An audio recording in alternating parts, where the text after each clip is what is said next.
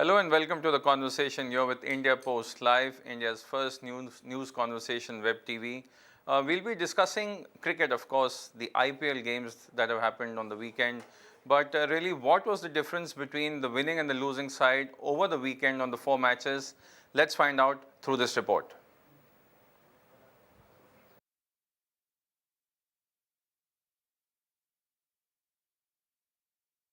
Each match is going down to the wire in IPL's 7th edition. MS Dhoni is perhaps the best finisher in the limited overs game, and when Chennai Super Kings needed a big hit in the final over, he duly obliged. It came down to 11 of the last over, and Dhoni responded by calmly whacking a six, finishing the game with 3 balls to spare. The win cemented Chennai's place in the qualifiers, along with table toppers Kings 11. Last evening, Rajasthan Royals chased down the mammoth total of 190 runs with 7 balls to spare, thanks to their finishers James Faulkner and Stephen Smith. Although Yuvraj Singh's return to form must be a big relief for RCB fans, but the bowler's surrender in death overs was a big letdown. Okay, so we're talking about finishers and how the weekend saw a lot of finishing and polishing happening. I have with me senior sports journalist Harpal Singh Bedi and Raman Bhanot joining us. We also have the Wisden team led by Shamya Das Gupta. Shamya, good to see you on the conversation. I'd like to start with you first. The kind of, the game that we saw between Rajasthan Royals and the Royal Challengers Bangalore, did you at all, expect that after being, 5 wickets down, they could actually make it? Yeah, that's a fascinating part. We in 2020 cricket, it's not a new thing. I'm saying everybody keeps saying the same thing that just an over or two can change everything, and you realize that a team like Rajasthan, they were 5 down. Yes, they were 5 down, but they still had Steve Smith and James Faulkner there. If you think that James Faulkner is not that great batsman, all you had to do was see the Australia one-day series in India last year, where he was outstanding. If you like this kind of cricket, obviously, I'm not comparing it to Test cricket or something. He was an outstanding finisher in those one-day matches, and Steve Smith is another of those guys. But yeah, you're right. I mean, that's what made that game so fascinating, and that's what made some of these 2020 matches so very interesting. Where Yuvraj Singh and Bangalore would have thought that they had done enough. On another day, a 38 ball 83, that's what Yuvraj scored, would have won the match, and those 4 wickets would also have won the match. Both of them individually could have won a match for Bangalore on another day, but on the day it was not good enough. That was so very fantastic. Yeah, so Raman, Yuvraj Singh, what a game he had, but in the end, it was Rajasthan Royals who took all the limelight. You've got to look at the Rajasthan Royals side, and I love what Shamu just said that, despite being 5 down, they had Faulkner there, they had a Stephen Smith around to smash and literally take the game away from the, the RCB team. You also have to realize there was a certain Rajat Bhatia who was still sitting in the dugout waiting for his turn to come out and bat. That tells you the kind of batting depth that Rajasthan Royals actually have in their lineup. And when I say, a lot of people tend to underestimate Rajat Bhatia. In my books, I think Rajat Bhatia is a brilliant utility cricketer for this format. And he's one of those players who has always punched above his weight. I've been privy to a lot of people who were with the KKR camp when Rajat Bhatia was a part of the KKR team. And people used to come and tell me, and I've seen it with my own eyes, that batsmen used to flinch facing up to Brett Lee in the nets. And Rajat Bhatia was one of those guys who could just stand there and take him on, play him as if he had so much time in the world. I feel that for this format, he's a brilliant cricketer, and he was still waiting. The key that I'm trying to tell you is, I don't know why KKR let him go in the first place. For that matter, I wondered why Delhi let him go in the first place when they had him in their ranks. So I think Rajasthan have got this combination of players, and the fact that Karun Nair at the top of the order is batting the way he is allowing Rajasthan Royals to lengthen their batting order a tad more with these all-rounders in the middle order. And I think Shamu will agree with me when I say that. Okay, so bench strength that he's talking about, sir. What about... We are talking because Rajasthan has won. Remember this thing, and we are all lucky that nobody discussed. If you had bought any expert when Rajasthan was 106 for 5, I dare say nobody would have said that they will win. Now it is beside talking. Now we are lucky that otherwise we would have had an egg on our face. Remember this thing. So it is after hindsight we are talking like this. So what about Steven Smith? No, whatever Smith, you bring it, or even Maxwell. That time 106 for 5 and 4 or 5 hours left. If you 6.5 tell me, overs to go. if you are telling me that somebody knew that it is going to happen, I think he's a great visionary, which I am not. We are discussing after the match is over. Second, I agree with Raman that they have a batting strength, but Rajasthan batting strength, or Rajat Bhatia, he talked, it is just match before this, Rajasthan collapsed 94, they could not even chase under 30. So Rajasthan batting, talking is after hindsight we are talking. That's Yeah. the beauty of the match is that we can give credit, but we also know that what happens, hindsight is a good thing, na? That is why we can be expert. Okay, Shamya, about hindsight, but let's talk on hindsight only. The whole partnership between James Faulkner and Steven Smith, what do you think was the highlight of this partnership?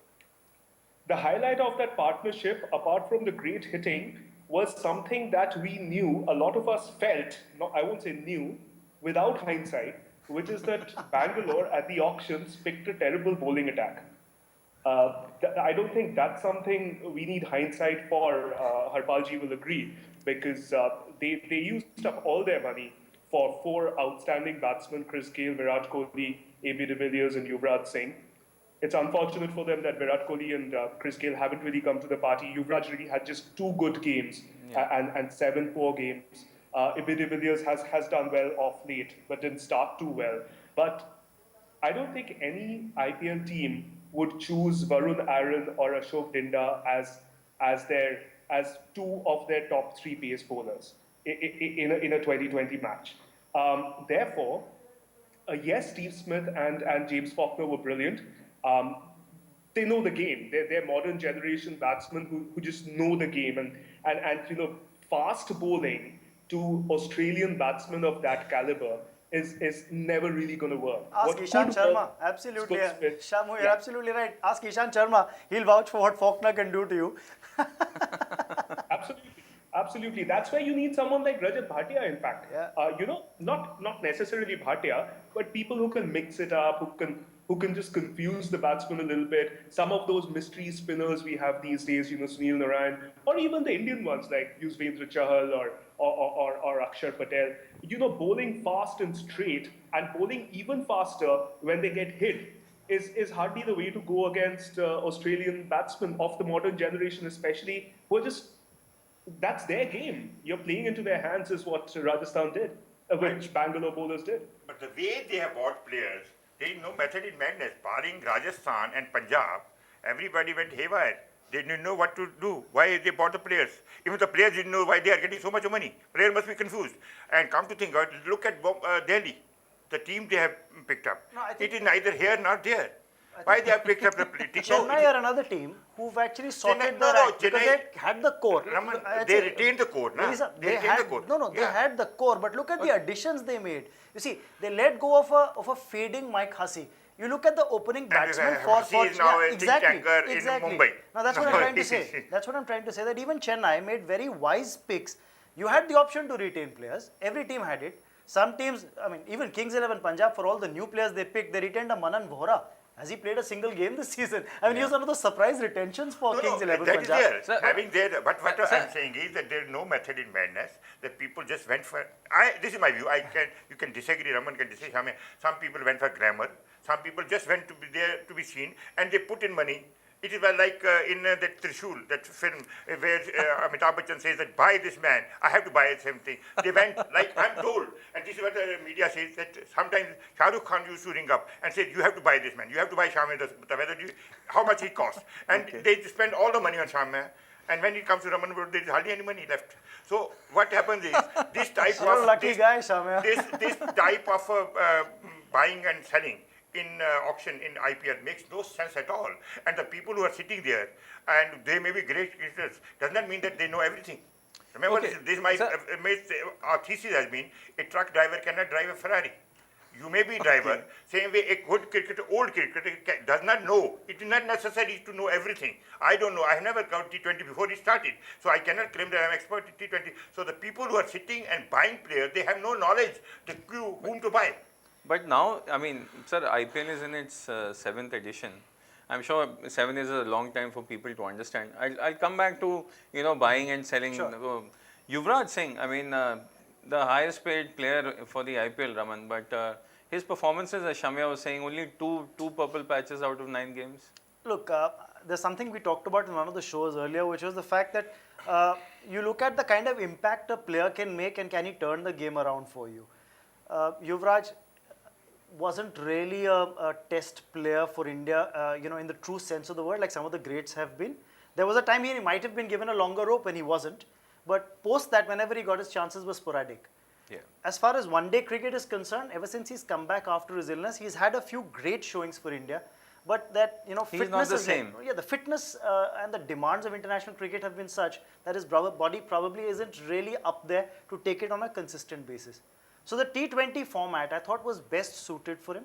A shorter game, the fact that you can give it your all in the 40 overs in all that you'll play, and more importantly, Yuvraj, in the conditions in which IPL was to be played, whether it was in India, whether it was in the UAE, with his left arm spin, the flat round arm bowling action that he had, he always would be a potent force.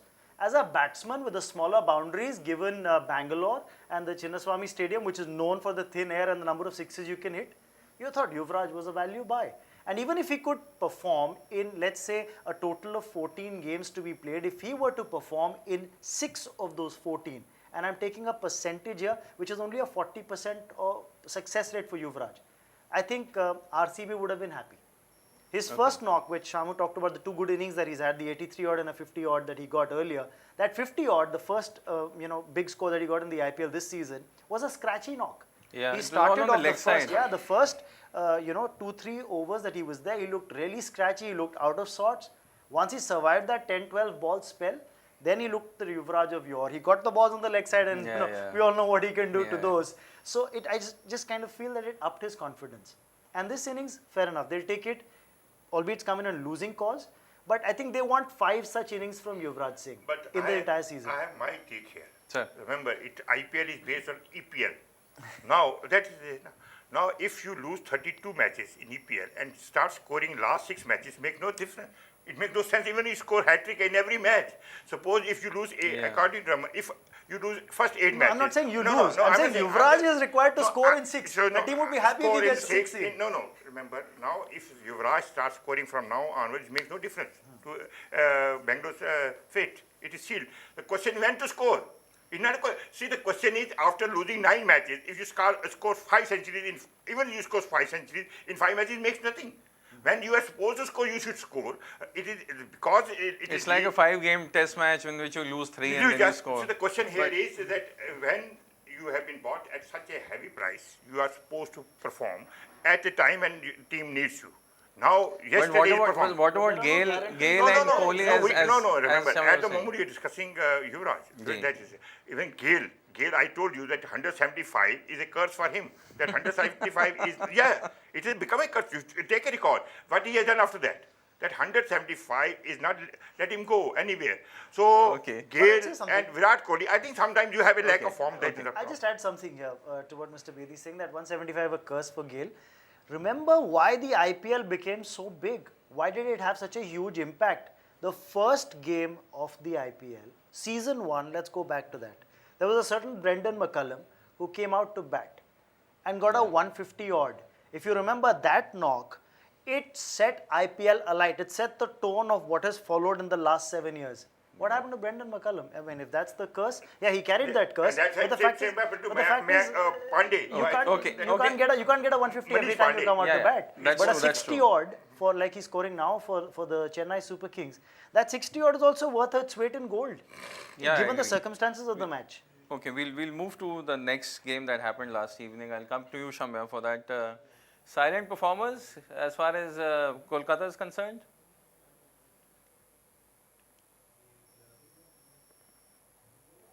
I think we've I think we've lost Shamya. We'll come back to him. But Raman, silent performers in the sense that they started off, the team was losing. Suddenly, somewhere they seem to have connected together, and now we are seeing that slowly they're coming up. No, I think there are three things that will contribute to KKR's resurgence after a very tepid start to the season. Gautam Gambhir. Yeah. A lot of people from KKR have gone on record to say he's their best bat and he needs to score. Gambhir started the season with 3 zeros Yeah. and then a 1 and then a 3 odd, I think, or whatever it was, and then went on to get that half century and got a 63 in the last game. So his firing at the top was important for KKR.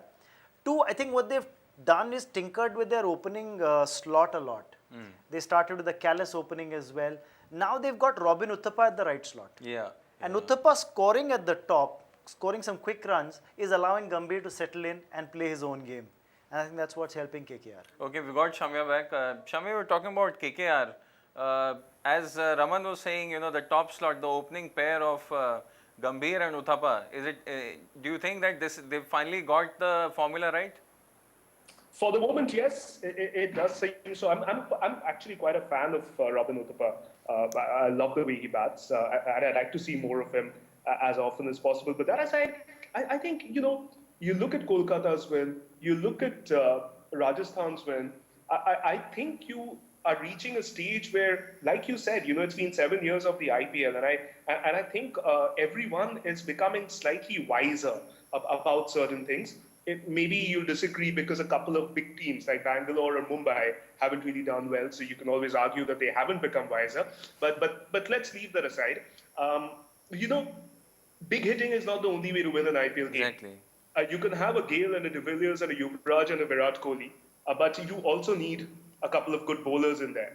You can't be like the Real Madrid of the early 2000s and just rely on your strikers to score 6 goals and not get a couple of good defenders. You know, you need the whole package, which is something Rajasthan has got. You know, Kolkata have got it right with that opening pair. I think they've had 200 plus partnerships, Yeah. one of which, of course, afterwards they lost 6 wickets for 2 runs, which is another story altogether. But it's working well right now. Gambhir started very badly. Gambhir had a sequence of poor scores early on, much like some of the Bangalore batsmen. Uthappa's come on, Manish Pandey's come on. I think what happens when you have Indians, the 7 Indians doing well, is you can use those 4 foreigners for the more crucial bits, the more impact bits of the tournament. You know, for example, in Kolkata, Sunil Narayan's been a constant, and what a difference he's made. You can think of Jack Cullis as not quite a T20 player, but so often he's held innings together. Maybe not right now. He's retired from international cricket, as does Mike Hussey.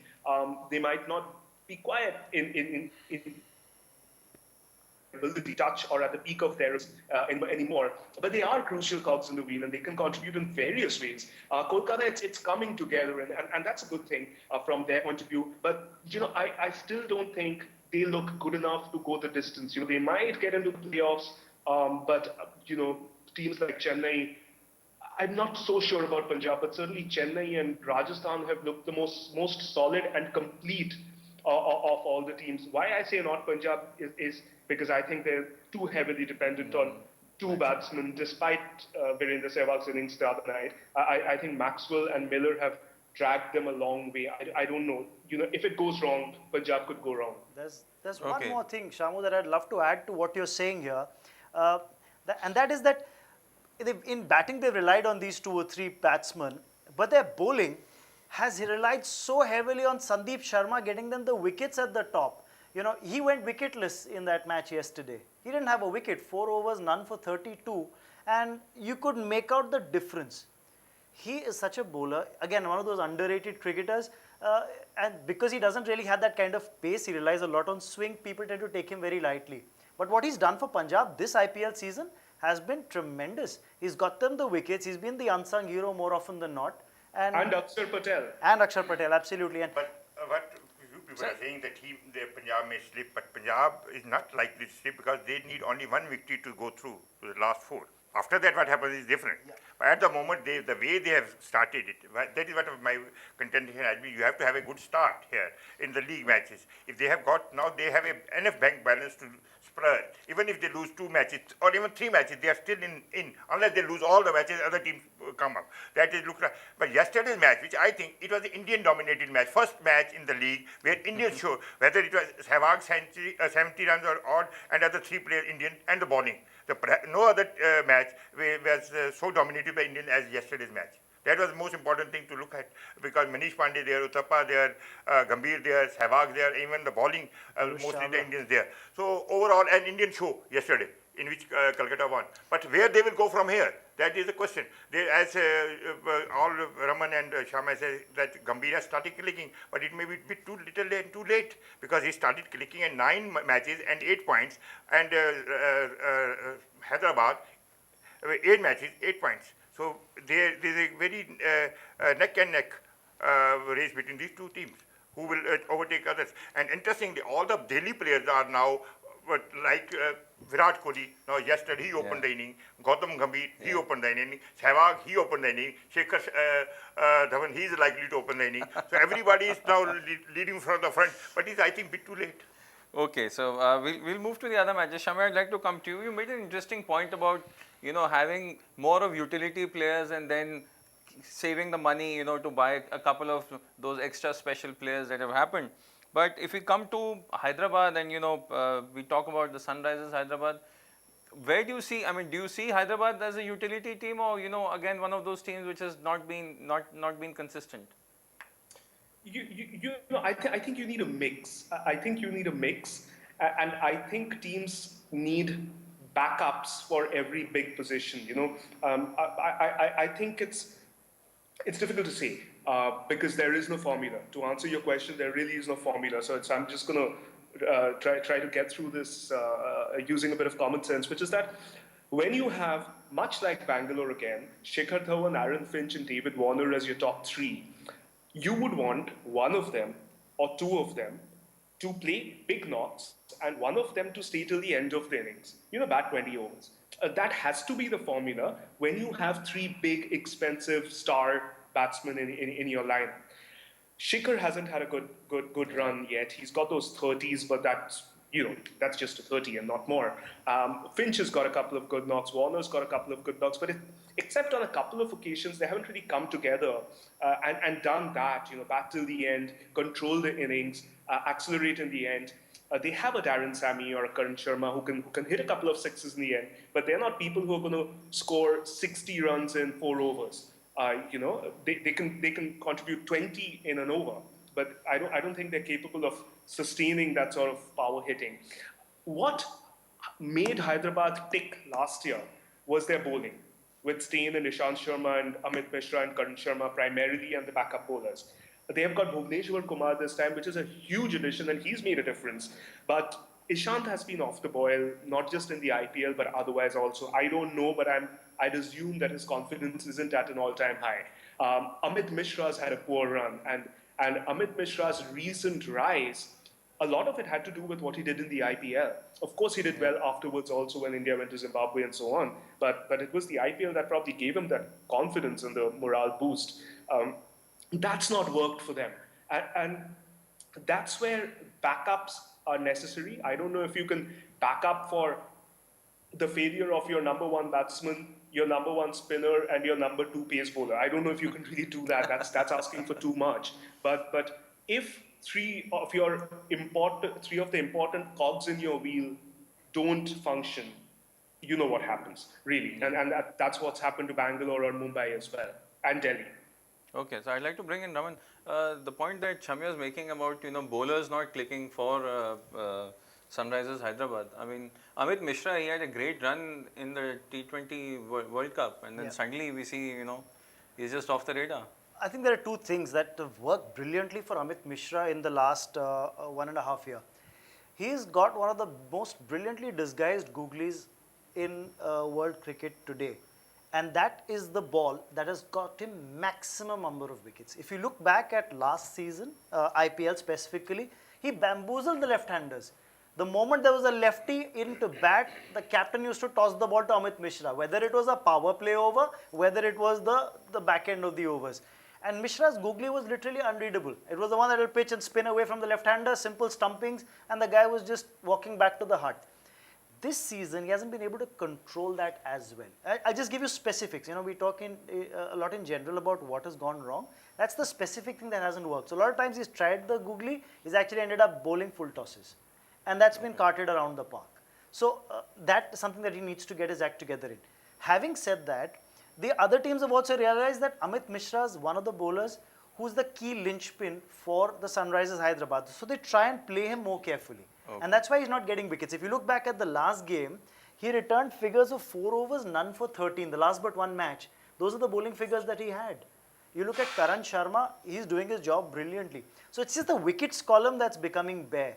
And that's the game, I think the game that I'm talking about where Bhuvi got 4 wickets a couple of games ago. Yeah. Mishra had 4 overs, none for 13. In a T20 game, a leg break bowler bowling with that kind of an economy rate, you can't ask for more. He might not get the wickets for you, but if your opening bowler is getting you that initial breakthroughs, he's getting 4 wickets as a bag full, I think you more often than not will need someone to tighten things up in the middle over. So the roles changed.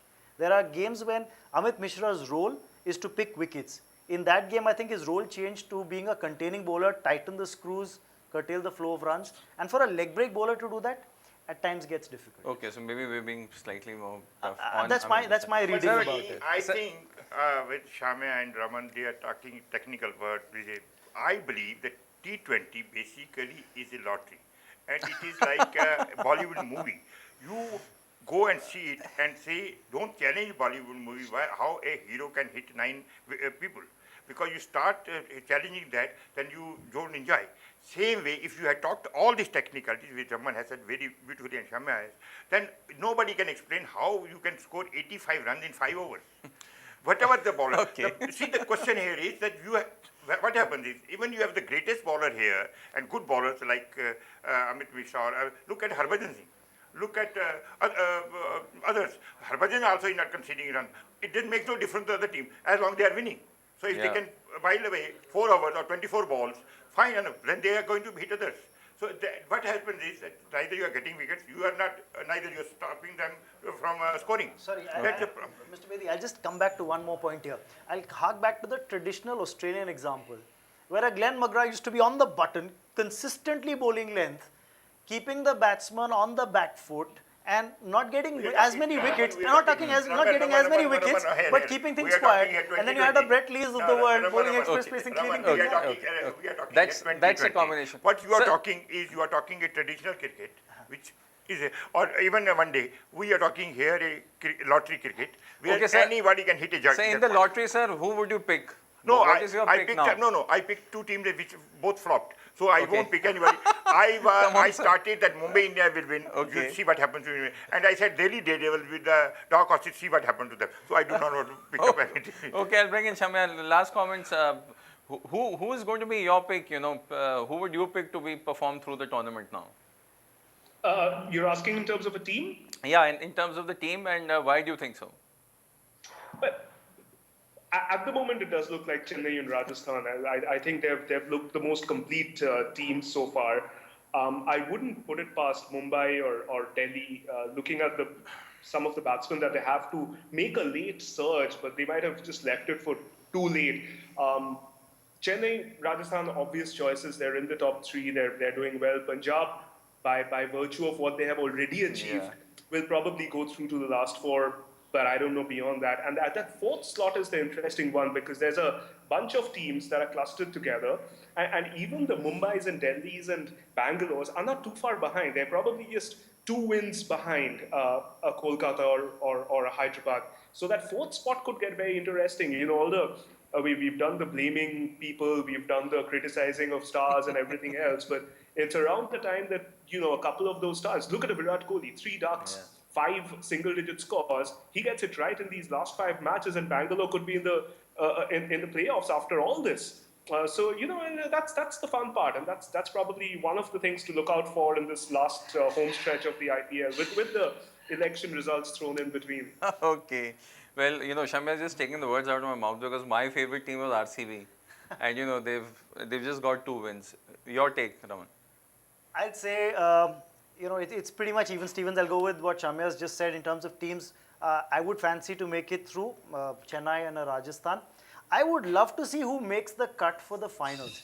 Because with the finals happening in Bangalore, I would fancy a team that has the big hitters. So if Punjab make it to the finals, I'm just saying, if Punjab make it to the finals, I would fancy Punjab going the distance because they've got those kind of players who like the ball coming onto the bat. Chinnaswamy Stadium, The wickets flat, nice, good, even bounce, ball coming on, boss, thin air. Yeah, you could find a few of those Maxwell hits going out of the But maybe stadium. one thing is that, but I agree, who will be the fourth team, I don't know. But one thing is that all the four teams, when they play eliminator, there will be no second chance. Remember this thing. That you can't say anything. Even if the biggest team on that day, if it doesn't have in league, you have a second chance or even third chance, or even as Shamya Raman saying that other teams or five teams who are struggling, they still have a chance. But once you are in eliminator, you don't have a second chance, and then who clicks remains to be seen. Okay, so that's the $1 million question. Chamya, thank you so much for joining us on the conversation. We look to we hope to have you more often. Thank you, Raman, and thank you, Harpal, for joining us. So there you have. It's interesting. It's anybody's game as far as the fourth slot is concerned. And personally, if you ask me, I would prefer the RCB to be there. So keep watching the conversations, and more conversations will continue. You can always log on to our site, indiapostlive.com, and even send us a tweet on our Twitter handle @IndiaPostLive.com. Thank you so much for watching.